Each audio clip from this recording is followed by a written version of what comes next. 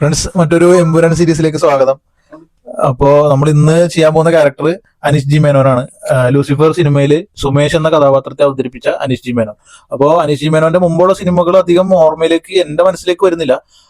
പെട്ടെന്ന് നമ്മൾ അനീഷ് ജി മേനോനെ പറ്റി ചിന്തിച്ചു കഴിഞ്ഞാൽ വരുന്നത് ദൃശ്യം സിനിമയാണ്. ദൃശ്യം സിനിമയിൽ മോഹൻലാലിന്റെ അളിയനായിട്ട് അഭിനയിച്ച. അപ്പൊ നമ്മൾ ഇന്ന് ഈ ക്യാരക്ടറാണ് അനലൈസ് ചെയ്യാൻ പോകുന്നത്.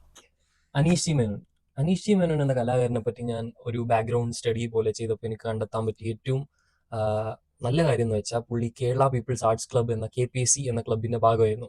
KPSC ലളിതനെ പോലെ സിനിമയിലേക്ക് വന്ന ആളാണ്. KPSC ലളിതയെ പോലെ മഹാരഥന്മാരായ അഭിനേതാക്കളെ മലയാള സിനിമയ്ക്ക് സമ്മാനിച്ച KPSC troupe Kerala people's arts club എന്ന ട്രൂപ്പിന്റെ ഭാഗമായിരുന്നു തന്റെ അഭിനയ ജീവിതത്തിലെ ഏറിയ പങ്ക് അനീഷ് ജി മേനോൻ. അതിനുശേഷമാണ് പുള്ളി വെള്ളിത്തിരയിലേക്ക് വരുന്നത്. പുള്ളിനെ കണ്ടെത്തുന്നത് ആരാന്ന് വെച്ചാൽ മലയാള സിനിമയിലെ മറ്റൊരു മഹാരഥനായ സംവിധായകൻ സിബി മലയിലാണ്. അപ്പോൾ പുള്ളിന്റെ 2010 പുറത്തിറങ്ങിയ അപൂർവ രാഗങ്ങൾ, ആസിഫ് അലി, നിത്യാമൻ തുടങ്ങിയവർ അഭിനയിച്ച അപൂർവ രാഗങ്ങളിലൂടെയാണ് പുള്ളി വെള്ളിത്തിരയിലേക്ക് എത്തുന്നത്. പിന്നെ പുള്ളി അഭിനയിച്ച പടങ്ങൾ ക്യാപ്പുച്ചീനോ, പിന്നെ മെമ്മറീസ്, ദൃശ്യം, പിന്നെ മലയാള സിനിമ മുഖ്യധാര മലയാള സിനിമയുടെ ഭാഗവാക്കാവുകയായിരുന്നു അനീഷ് ജി മേനോൻ. അങ്ങനെ ഇരിക്കുകയാണ് പുള്ളി 2019 പുറത്തിറങ്ങിയ ലൂസിഫറിന്റെ ഭാഗമാകുന്നത്.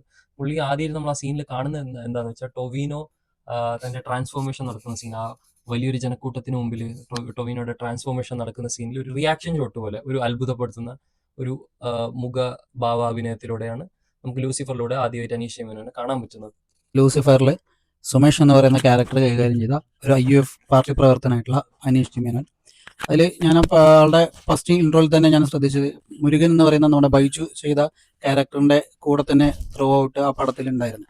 അപ്പോൾ ബൈജു എന്ന് പറയുമ്പോൾ നമ്മൾ ക്ലൈമാക്സ് നമുക്ക് മനസ്സിലായി ലാലേട്ടൻ്റെ ഒരു കയ്യാളായിട്ടാണ് ബൈജു അതിൽ പ്രസന്റ് ചെയ്തിരിക്കുന്നത്. അപ്പോൾ ബൈജുവിന്റെ കൂടെ നടക്കുന്ന ആളെന്ന് പറയുമ്പോൾ തീർച്ചയായിട്ടും സ്റ്റീഫന്റെ ഒരു ടീമിലുള്ള ഒരു അംഗമായിട്ടാണ് എനിക്ക് ഫീൽ ചെയ്തിട്ടുള്ളത്.